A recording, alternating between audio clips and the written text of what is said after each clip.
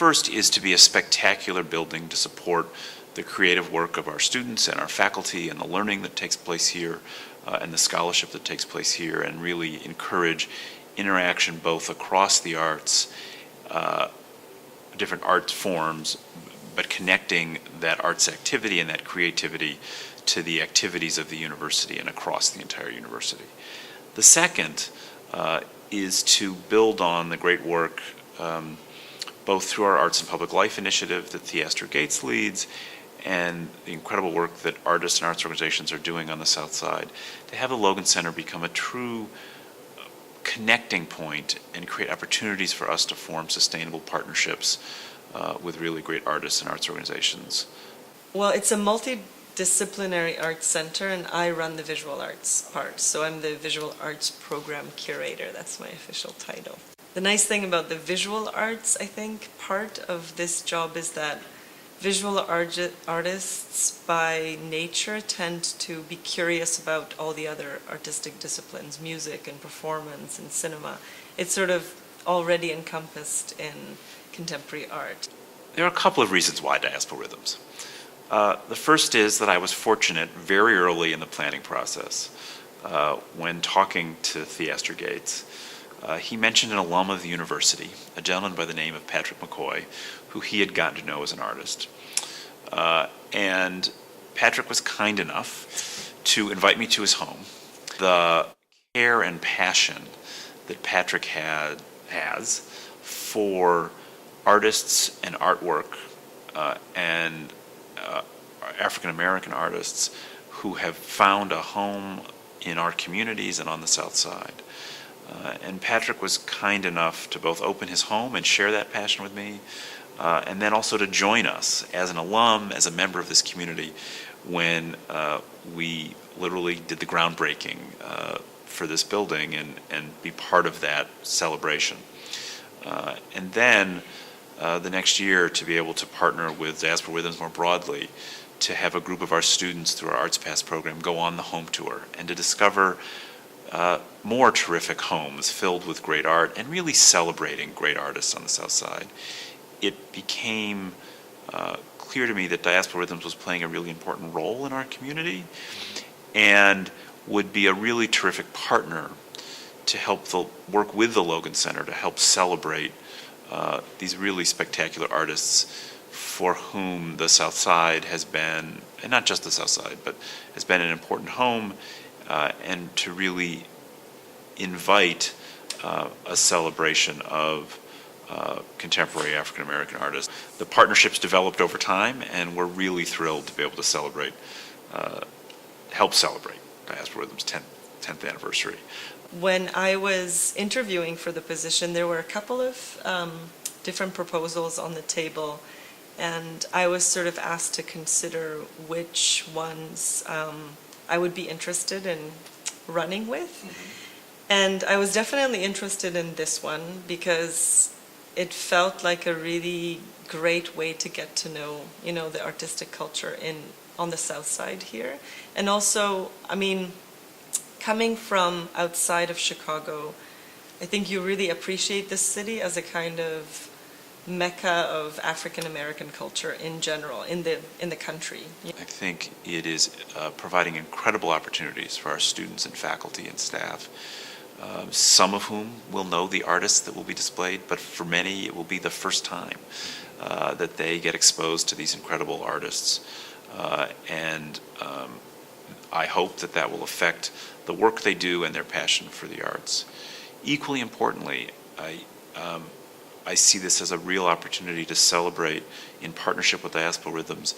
both the art of collecting, the important role that collecting plays, and the really important role these artists play in our community, and that this is one of many ways that we welcome our neighbors, and I hope the entire city, to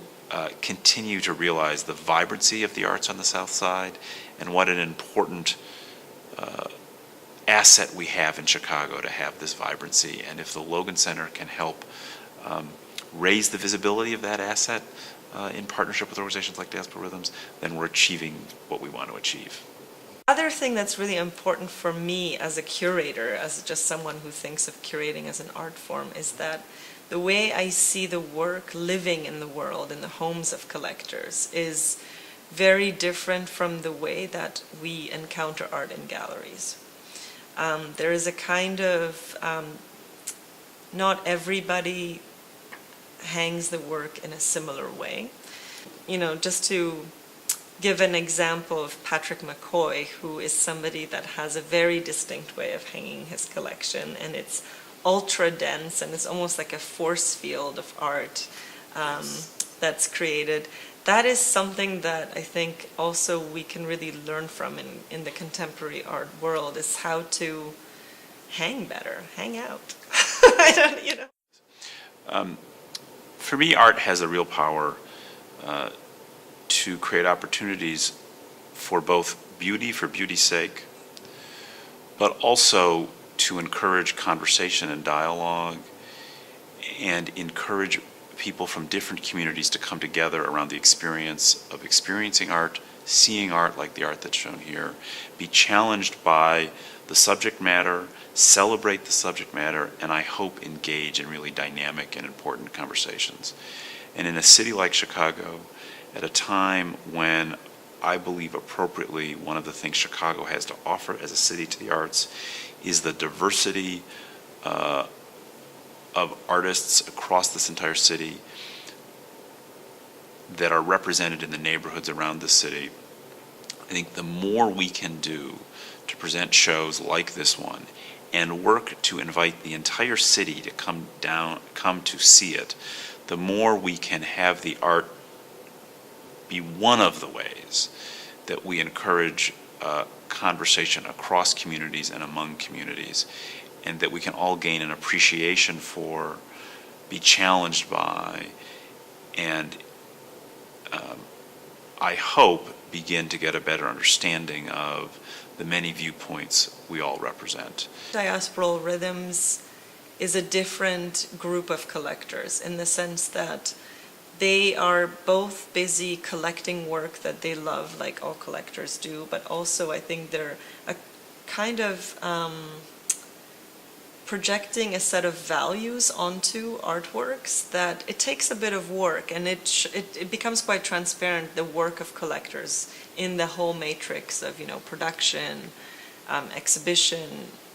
and the life of art after it's exhibited or before it's exhibited, but actually when it's in somebody's, when it becomes somebody else's property other than the artist. So if someone asks, is there a need for art culture on the South Side? The first is, one needs to understand and recognize there is already a vibrant arts culture on the South Side. And so to ask if there is a need for one doesn't recognize the really important artistic work that has for a very long time and continues to be a vibrant part of the communities here. But it also poses a challenge to us as people who are artists and arts administrators and care about the arts to continue to demonstrate why the arts and creativity are such a vital part of the South Side and the city and the world, and the really important role that the arts play in celebrating and challenging and encouraging new ways of thinking and building community and supporting our youth, and from our youth to generations, to older generations, and the arts are a vital part of any community, and I can't imagine living in any community and working in any community where the arts were not an important part of the fabric. That I think people should start to question in what way they begin to collect, or in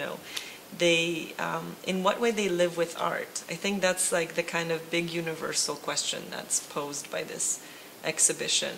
that is really, I think, great in the conditions we have in the gallery, because it's not a kind of forbidding gallery. It's a place that I think feels quite comfortable for most people. It's the so-called white cube. It's got white walls and a nice floor and everything like that, but it's not a huge size, and I think there's a really nice relationship you can have to artworks in that space. So definitely on just this kind of very general level of how do people interact with artworks and how do people understand the life of art, I hope we have just a continuous kind of dialogue with our public about that. And then I think it's really important for everybody walking in the door to start to clue into the riches of the neighborhood.